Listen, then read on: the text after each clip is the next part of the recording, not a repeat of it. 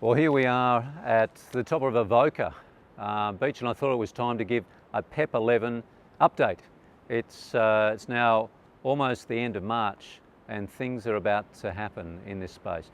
The Petroleum Exploration Permit number 11, which is the only petroleum exploration permit that was initiated in 2008, is active, and there is much activity behind the scenes. Asset Energy Proprietary Limited, owned ultimately by a pooled investment fund called MEC Resources, has delivered information to the Australian Securities Exchange that they intend to lodge their environmental plan to conduct seismic testing across an area behind us, all the way from Broken Bay, just off Umina Beach, all the way up to Newcastle.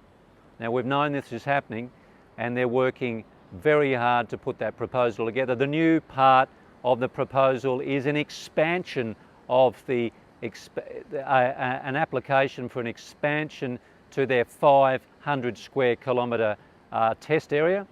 They now proposed to expand that to 1,000 square kilometres. 1,000 square kilometres is a very significant amount of ocean space just behind us and all the way down to northern Sydney. It's an outrageous proposal.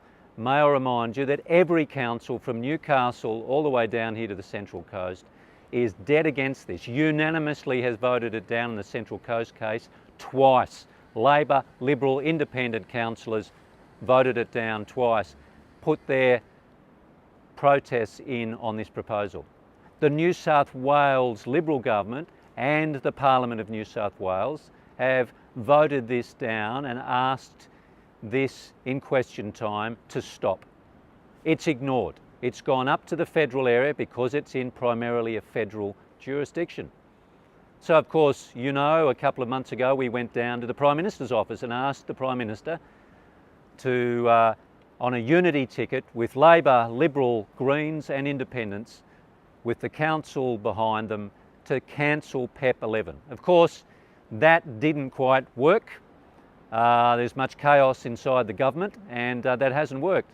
However, I have received a letter from the Resources Minister, Matt Canavan, who replies that there is no proposal on the table.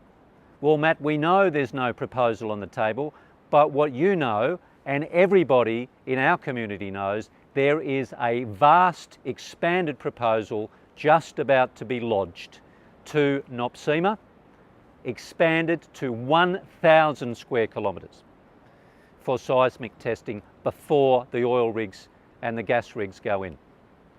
And you've announced that there are new procedures so that the company and NOPSEMA need to publish their environmental plans prior to this going ahead. We've heard nothing of that as yet, although we hear that that is a promise that we're looking forward to being taken up. But we haven't heard anything yet.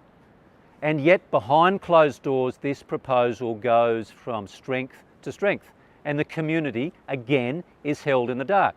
And the two major parties have nothing to say other than they will follow the regulatory body, NOPSEMA and NOPTA.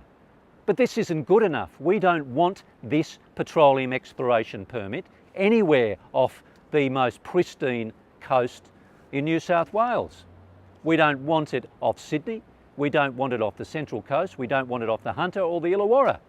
Simply cancel PEP 11. Get out of it straight away before this whole outrageous proposal starts, before you have real sovereign risk and need to compensate companies for potential petroleum.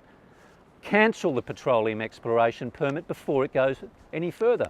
May I remind you of the destructive potential of first the seismic testing. This is the major migratory route for a very significant whale population. There is a very large dolphin resident population. There are huge fishing grounds just off the coast here. There are very large lobster leases. There is one of the largest surfing industries in the world along these beaches here.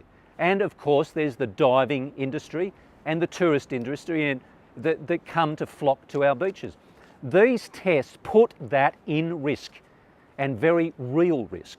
Well, just a little bit about seismic testing, the seismic testing that is proposed here behind us, the so-called 3D seismic testing. 3D means three-dimensional in the fact that it is not just a singular explosive device underneath the surface of the sea, but it's a whole array, a whole trawler of arrays. That is to say, somewhere between 12 and 20 explosive devices underneath the surface of the sea.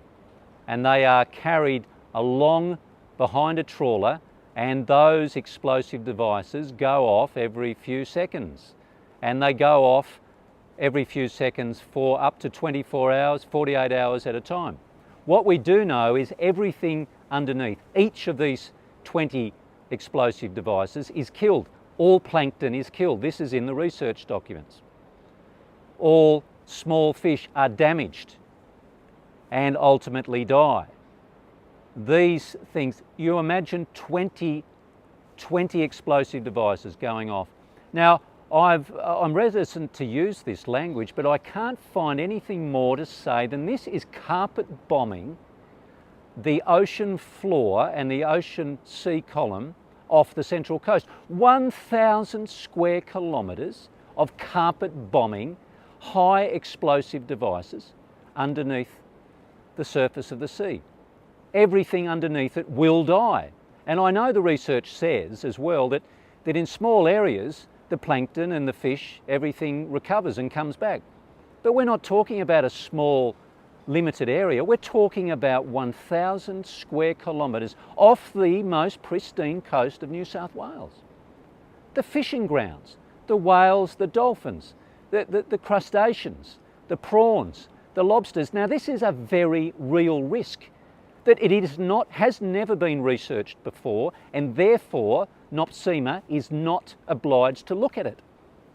But anyone, blind Freddy could tell you that if you carpet bomb 1,000 square kilometres of ocean off a pristine area full of life, full of potential, that you will kill huge amounts, millions and millions of organisms.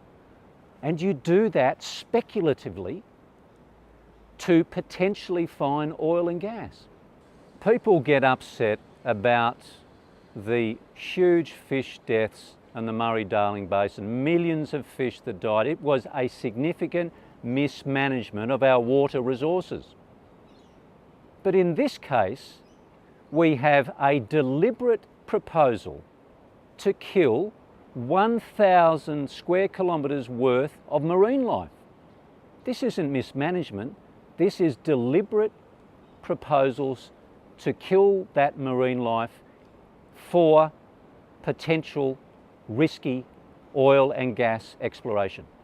It's not just mismanagement, it is deliberate planning. And that's why we need to call on our local members of the federal parliament and the parliament itself to cancel this petroleum exploration permit, number 11, immediately.